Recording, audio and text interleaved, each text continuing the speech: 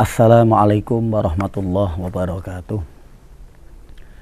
Innal hamdalillah nahmaduhu wa nasta'inuhu wa nastaghfiruh wa na'udzu bihi min syururi anfusina wa min sayyiati a'malina may yahdihillahu fala mudhillalah wa may yudlilhu fala hadiyalah.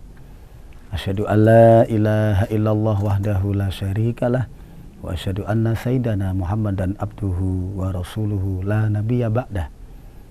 Allahumma sholli wa sallim wa barik ala sayyidina Muhammad ibn Abdillah sahibis syafa'ah wa ala alihi wa ashabihi wa man tabi'a rusdah ila yaumil qiyamah. Amma ba'du. Pemirsa Mutiara Hikmah Batik TV yang dimuliakan Allah Subhanahu wa taala. Kali ini kita masuk ke hadis keempat Arba'in Nawawi. Sebelumnya mari kita berzikir kepada Allah Subhanahu wa taala. Subhanallah walhamdulillah la ilaha illallah Allahu akbar. Subhanallah, maha suci Allah. Alhamdulillah, segala puji bagi Allah. La ilaha illallah, tiada Tuhan selain Allah. Allahu akbar, Allah maha besar. Bismillahirrahmanirrahim. Al-hadithur rabi, hadis yang keempat. An Abi Abdirrahman Abdullah bin Mas'ud qala. Dari Abi Abdirrahman Abdullah bin Mas'ud berkata, Haddasana Rasulullah wa huwa shadiqul masduq. Telah menceritakan kepada kami Rasulullah Muhammad sallallahu alaihi wasallam yang mempunyai gelar as-shadiq al-masduq. As-shadiq itu artinya yang melakukan kebenaran, al-masduq artinya yang dibenarkan kebenarannya. Karena terkadang ada barang benar tapi tidak dibenarkan.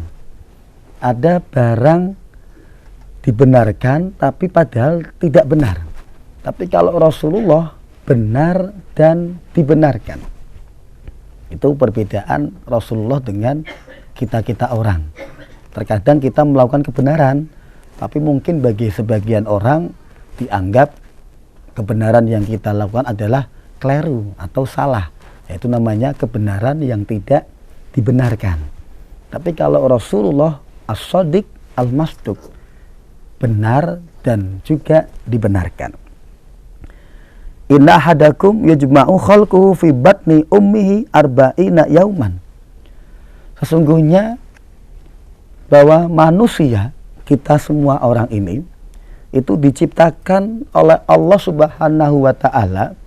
Prosesnya diawali dari perut di dalam ibu kita. Proses yang pertama adalah dari, mohon maaf, mani atau sperma yang dikumpulkan selama 40 hari, terus kemudian berubah menjadi segumpal darah selama 40 hari juga, dan kemudian berubah lagi menjadi segumpal daging 40 hari juga. Itu kalau di total berarti ya 120 hari. Ya berarti usia 4 bulan. Di sini adalah mengecualikan makhluk ciptaan Allah Subhanahu wa taala. Yang pertama adalah Nabi Adam. Yang kedua adalah Ibu Hawa. Ya. Nabi Adam dan Ibu Hawa prosesnya tidak seperti kita. Kalau Nabi Adam itu dari tanah liat yang dibentuk oleh Allah Subhanahu wa taala. Idza aradallah ayyakula lahu kun fayakun, langsung jadi. Ibu Hawa dari tulang rusuk sebelah kirinya Nabi Adam.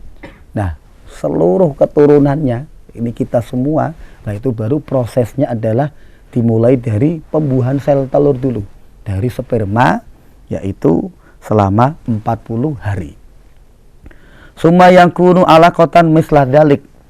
Dari sperma tersebut terus kemudian berubah menjadi segumpal darah. Ya. Summa yakunu mudghatan misla dalik. dari segumpal darah tersebut kemudian menjadi segumpal daging. Yang tadi saya jelaskan 40 hari, 40 hari, 40 hari berarti 120 hari. 120 hari itu sama dengan 4 bulan. Maka di sini pentingnya kita, ya. Pentingnya untuk apa? Saya lanjutkan dulu. Summa yursalu ilaihil malaku fayunfahu fihir ruh. Pada usia 4 bulan ini Allah Subhanahu wa taala mengutus malaikat. Malaikat diutus oleh Allah Subhanahu wa taala untuk apa? Untuk meniupkan ruh, memberikan kehidupan pada bayi yang berada di kandungan usia 4 bulan. Maka sudah barang pasti ketika ada kehidupan di dalam rahim seorang ibu, kita orang yang menanti kelahirannya, menanti kedatangannya, pasti akan berdoa kepada Allah Subhanahu wa taala, memohon kepada Allah Subhanahu wa taala semoga bayi diberikan kehidupan yang layak ketika pas lahir di dunia ini dalam keadaan yang diinginkan oleh kita semua, yaitu dalam keadaan sehat, dalam keadaan kondisi normal, dalam keadaan baik, dan tentunya tidak hanya bayinya saja tapi juga ibu yang mengandungnya. Maka pada ajaran kita Ahlus Sunnah wal Jamaah itu ada amaliyah yang dilakukan di sekitar kita, yaitu orang-orang Pekalongan khususnya, yaitu selamatan yang disebut tingkepan, ya.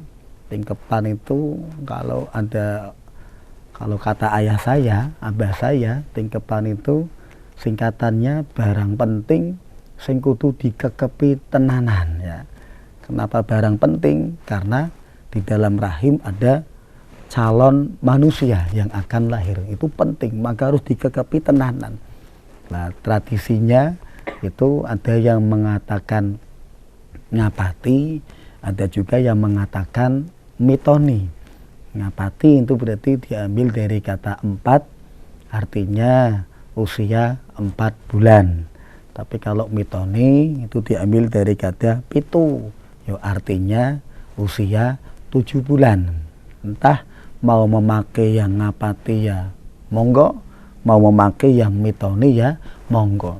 Yang jelas tradisi yang ada di Pekalongan dan sekitarnya atau amaliyah yang kita lakukan itu ada sumbernya, ada dalilnya, ada hadisnya, yaitu hadis keempat dari hadis Arba'in Nawawi. Karena di situ mulai manusia itu diberikan kehidupan, maka sudah sepantasnya kita orang yang menanti kehidupan tersebut meminta kepada Allah Subhanahu wa taala dengan memperbanyak zikir, dengan memperbanyak baca Al-Qur'an, dengan memperbanyak sholawat. Tujuannya tiada lain tiada bukan memberikan doa kepada bayi yang ada di kandungan, semoga diberikan keselamatan, kesehatan, dan lain sebagainya. Pemirsa Mutiara Hikmah Batik TV yang berbahagia, setelah 4 bulan diberikan kehidupan, tidak hanya itu, wayu maru bi arba'i kalimatin. Malaikat yang diberi tugas tersebut yaitu memberikan catatan-catatan 4 hal. Apa saja catatan-catatan itu? Maka kita lanjutkan setelah iklan yang berikut ini.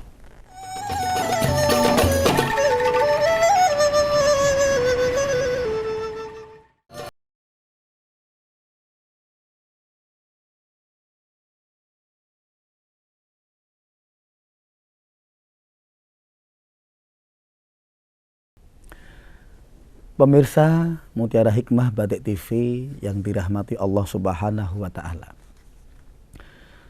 Saya lanjutkan bahwa ketika usia 4 bulan bayi di dalam kandungan itu diberi kehidupan, ditiupkan ruh oleh Allah Subhanahu wa taala melalui utusannya yaitu malaikat.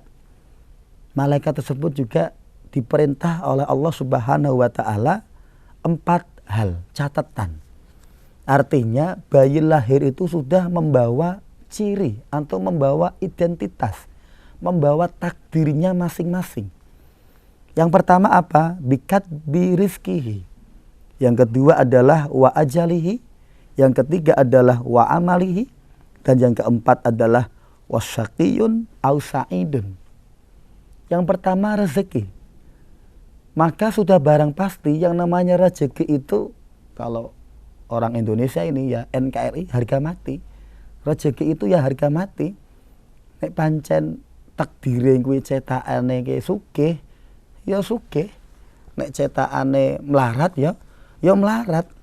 Nah, maka ketika kita melakukan tasyakuran selamatan yang tadi saya katakan tingkepan atau ngapati atau mitoni, kita gunakan sebaik-baiknya untuk memohon kepada Allah Subhanahu wa Ta'ala, fokus pada 4 hal. Yang pertama tadi masalah rezeki. Kita mohon kepada Allah semoga bayi yang dikandung kelak lahir diberikan rezeki yang halalan, thayyiban, mubarakan fi. Itu, jangan berdoa yang lain-lain. Jangan berdoa yang aneh-aneh, tapi fokus pada 4 hal tersebut.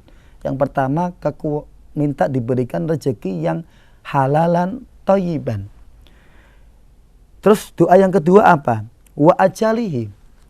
Jadi manusia belum lahir, masih 4 bulan di dalam kandungan, itu sudah ada catatan ajalnya. Matine tanggal piro, wulan opo, dino opo, tahun piro, wis ono. Maka ndak usah heran, terkadang banyak bayi belum lahir sudah meninggal. Ada yang lahir 1 hari 2 hari meninggal. Ya ono sing nganti tuwa loro-loronan, ya ora mati-mati. Sampai sing nunggoni wis keselen mati dhewe. Ya itu juga ada. Karena itu sudah ada catatannya masing-masing. Semua orang ya tinggal memperbanyak doa. Maka ketika pas selamatan tadi, perbanyak doa tersebut. Yang pertama rezeki dan yang kedua adalah ajal.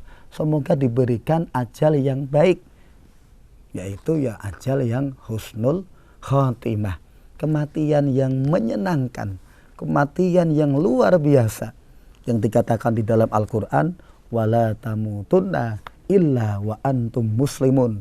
Jangan sekali-kali mati kecuali mati memegang ajaran agama Islam dan iman kepada Allah Subhanahu wa Ta'ala. Nah, sementara Rasulullah SAW itu bersabda, wan nasu yamutuna ala ma'asyu. Manusia itu ya matinya berdasarkan kebiasaan ketika hidup. Kalau hidupnya itu biasa sholat, yang insya Allah meninggal ketika sholat. Hidupnya biasa baca Al-Quran, insya Allah meninggal ketika baca Al-Quran. Hidupnya sering sholawatan, insya Allah meninggal ketika sholawatan. Begitu juga hidupnya biasa nglendengi tanggane, ya mati pas nglendengi. Uripe seneng ngapusi, ya mati pas saya ngapusi. Nah ini yang dikhawatirkan.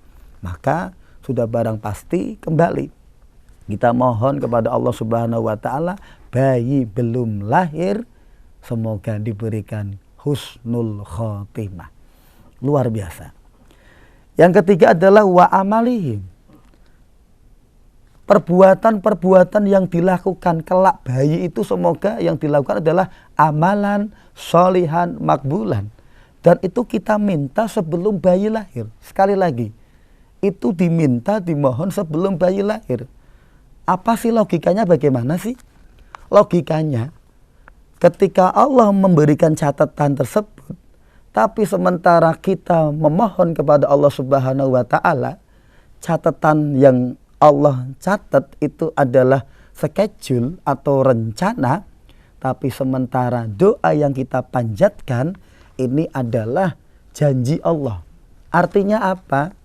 Allah telah merencanakan, tapi semoga dengan permohonan yang kita harapkan Allah mengabulkan janjinya, mengabulkan doa kita, sehingga rencana-rencana yang tadinya Allah mau dikasihkan, dalam artian rencana yang buruk, rencana yang tidak baik, rencana yang jelek, semoga Allah bisa mengcancelnya dan menggantinya dengan hal-hal yang baik.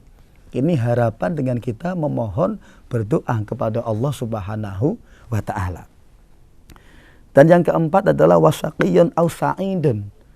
Ternyata bayi lahir itu ya pilihannya cuma dua.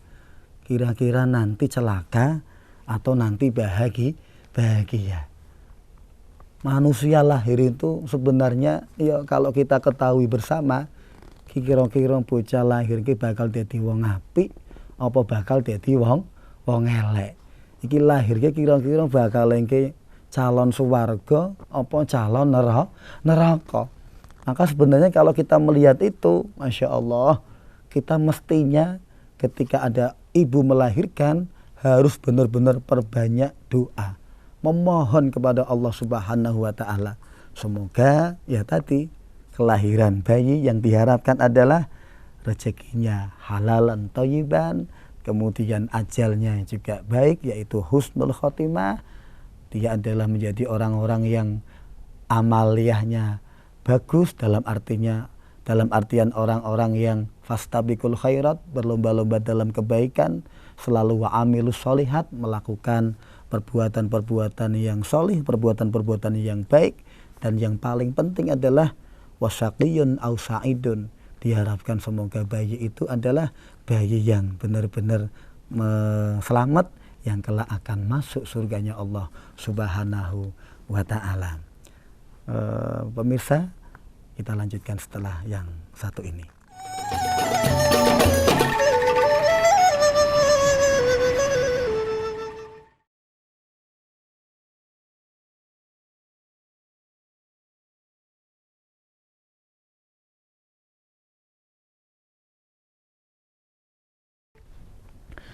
Pemirsa Mutiara Hikmah Batik TV yang dirahmati Allah Subhanahu wa ta'ala.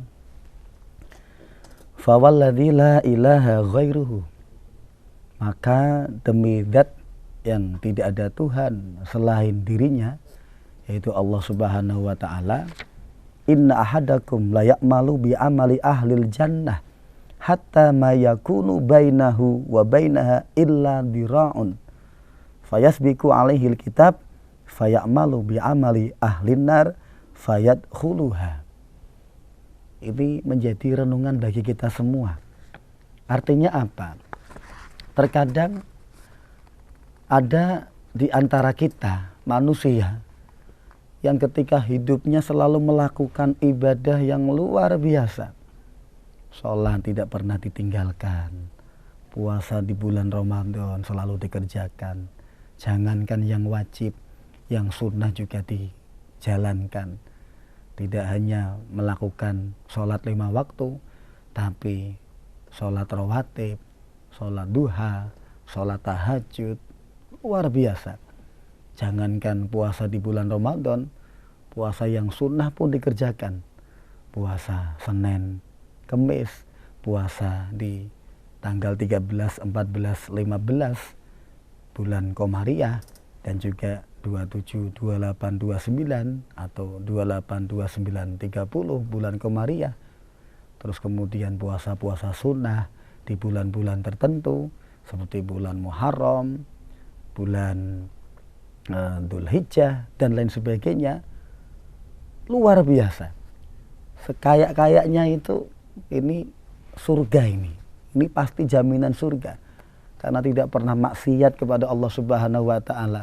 Uripe namung digunakake kanggo bekti marang Allah Subhanahu wa ta'ala. Tapi boleh jadi ketika akhir hayatnya dia ternyata bukan golongan ahli surga, tapi ternyata dia justru malah ahli neraka.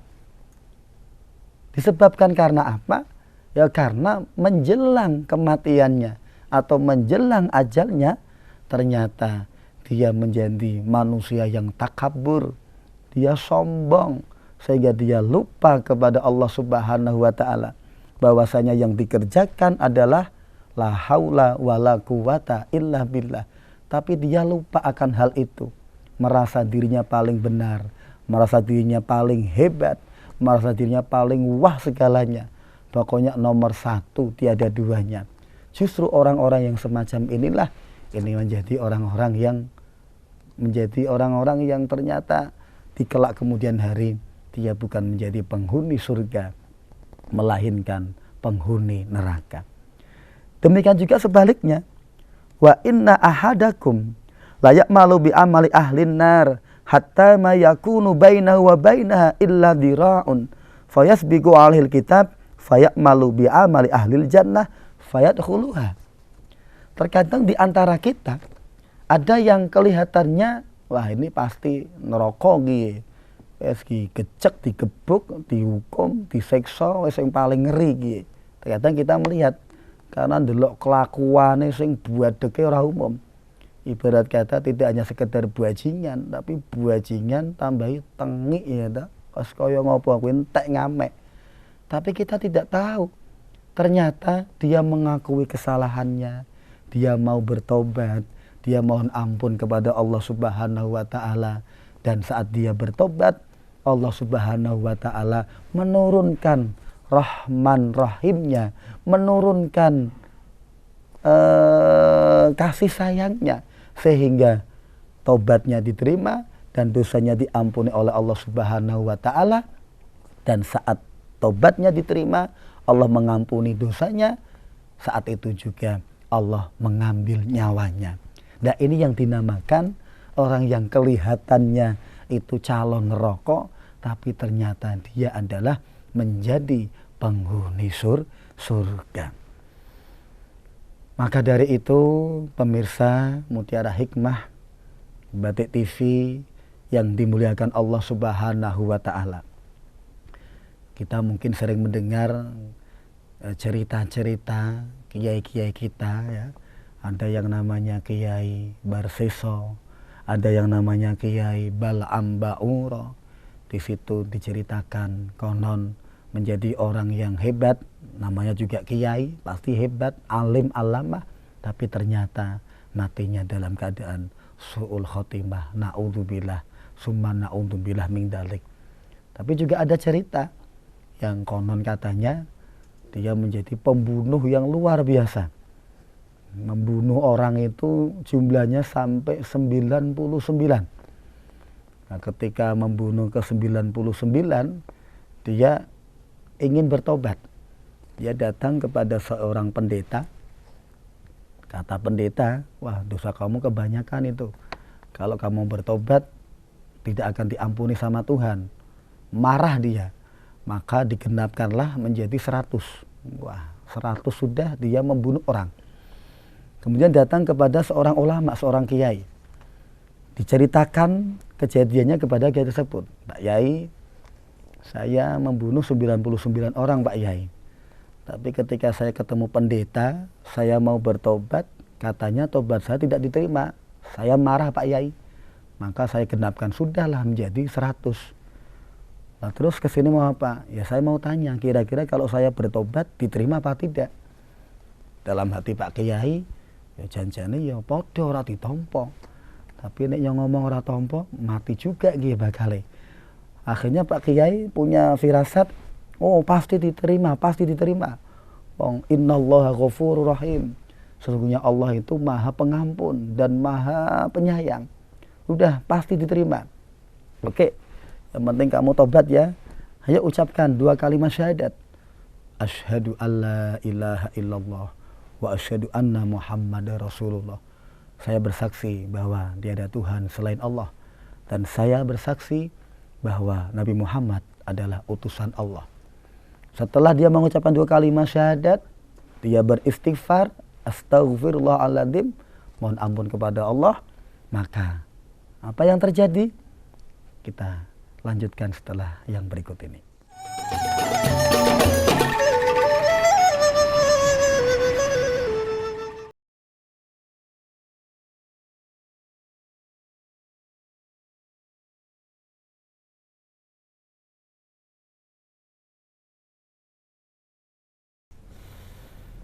Pemirsa Mutiara Hikmah Batik TV yang dimuliakan Allah Subhanahu wa taala. Penasaran kan? Tadi cerita selanjutnya bagaimana? Jadi orang tersebut yang melakukan pembunuhan 99 terus kemudian digenapkan menjadi 100, dia minta saran kepada kiai, kira-kira tobatnya diterima apa tidak. Kemudian kiai memberikan saran pasti diterima, dan kemudian bersyahadat, beristighfar, dan kiai memberikan arahan, kalau kamu sudah bertobat, kamu harus tunjukkan kamu tidak boleh melakukan hal-hal yang dilarang oleh agama. Ini sekarang saatnya sholat, silakan kamu datang ke masjid yang diberikan alamat oleh Pak Kiai tersebut. Kemudian datanglah orang tersebut ke masjid. Ceritanya itu belum sampai ke masjid ternyata orang tersebut meninggal dunia. Ini sampai terjadi perdebatan antara malaikat Raqib dan malaikat Atid. Kata malaikat Atid, nah ini jatah saya, mungkin rokok ki, ngelakuane maksiat, durung tahu nglakoni kebenaran kebaikan. Tapi kata malaikat Raqib, bunda ini jatah saya, buktinya tadi sudah syahadat kok. Kata malaikat, tapi kan belum sholat, berarti sudah mati ya ini ya tetap ini neraka. Enggak, ini surga, neraka, surga. Sampai malaikat itu debat gitu. Kemudian Allah Subhanahu wa taala menurunkan mengutus malaikat Jibril menjadi wasit atau hakim. Dikata Allah seperti ini, udah diukur aja jarak antara dari rumah Pak Kiai dengan jaraknya masjid itu kira-kira lebih dekat yang mana.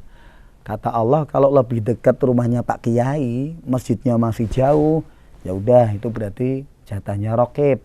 Jatahnya Atid, neraka itu. Tapi kalau lebih dekat jarak ke masjidnya udah hampir sampai, itu jatahnya Raqib, berarti surga. Kata kiai saya yang cerita, sebenarnya jaraknya itu ya masih jauh dari masjid, tapi karena dia itu menjadi catatan yang kelak akan dimasukkan ke surga. Itu ceritanya ada angin kencang, wah, mayitnya gelinding, geluntung, sehingga dekat dengan jarak masjid. Maka menjadi catatan penghuni surga. Ini hanya adalah bagian dari cerita-cerita, sebagian cerita kecil yang saya sampaikan tersebut. Artinya apa? Ini menjadi PR kita bersama. Ini menjadi catatan kita semua. Ini menjadi introspeksi kita semua. Apa yang kita kerjakan hari ini, kita tidak tahu besok seperti apa. Makanya kita tidak boleh melakukan prasangka buruk kepada orang lain, suudzon kepada orang lain, dan menjadi orang yang angkuh, adigang, adigung, adiguna. Kalau kita melakukan kebenaran, yakinlah bahwa kebenaran, kebaikan yang kita kerjakan itu semata-mata adalah mendapatkan hidayah dari Allah Subhanahu wa ta'ala.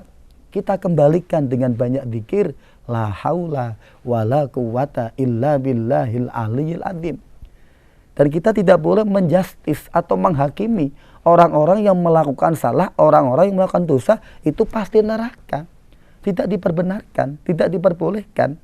Maka di sini yang paling benar, yang paling baik adalah introspeksi terhadap diri kita sendiri.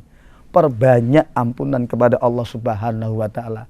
Karena apapun yang kita kerjakan, kalau kita tidak mendapatkan rahmat, kita tidak mendapatkan ridho, kita tidak mendapatkan ampunan dari Allah Subhanahu wa ta'ala, ternyata ibadah yang kita lakukan hanyalah sia-sia.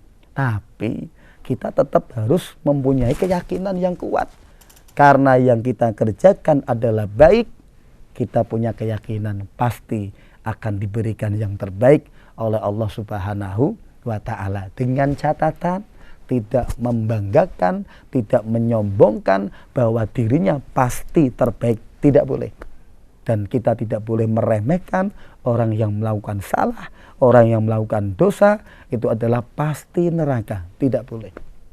Yang jelas kita introspeksi diri kita, kalau kita melakukan kebaikan, kembalikan bahwa semua itu adalah berkat pertolongan dari Allah Subhanahu wa ta'ala. Dan jika kita melakukan salah, kita melakukan dosa, maka yakinlah ampunan Allah lebih luas. Kalau kita benar-benar mau bertaubat, tubu ilallah taubatan nasuha, insya Allah apapun kesalahan kita, apapun dosa kita, Allah Subhanahu wa Ta'ala akan mengampuni kita semua. Amin, amin, ya Rabbal Alamin.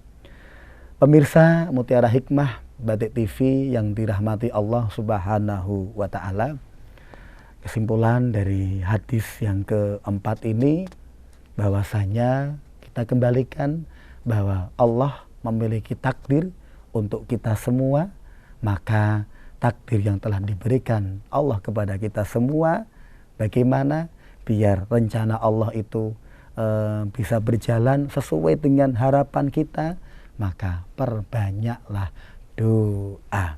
Dengan doa, insya Allah Allah yang memberikan rencana-rencana, takdir-takdir kita, semoga yang dijalankan atau yang dipenuhi, yang ditentukan, yang dipastikan, semoga yang baik-baik saja.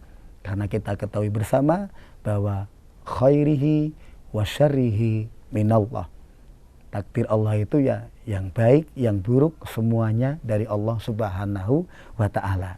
Tapi dengan kita perbanyak doa, semoga takdir Allah yang telah diberikan kepada kita sebelum kita dilahirkan ke dunia, yaitu 4 bulan di dalam kandungan, semoga diberikan kebaikan-kebaikan untuk keselamatan kita dunia dan akhirat. Amin ya Rabbal Alamin. Mari kita berdoa bersama kepada Allah Subhanahu wa Ta'ala, semoga kita semua diberikan kekuatan di dalam menjalankan perintah-perintahnya dan meninggalkan larangan-larangannya, sehingga kita termasuk orang-orang yang selamat dunia dan akhirat. Rabbana atina fid dunya hasanah wa fil akhirati hasanah wa qina adzabannar. Rabbana dzalamna anfusana wa illam taghfir lana wa tarhamna lanakunanna minal khasirin. Rabbana la tuzigh qulubana ba'da id hadaitana wa hab lana min ladunka rahmah innaka antal wahhab. Rabbana innaka jami'un nas liyaumin la raiba fih innallaha la yukhliful mi'ad. Rabbana atina fid dunya hasanah wa fil akhirati hasanah wa qina adzabannar. Wa sallallahu ala sayyidina Muhammadin nabiyil ummi wa ala alihi wa sahbihi wa baraka wa sallam. Walhamdulillahi rabbil alamin. Assalamualaikum warahmatullahi wabarakatuh.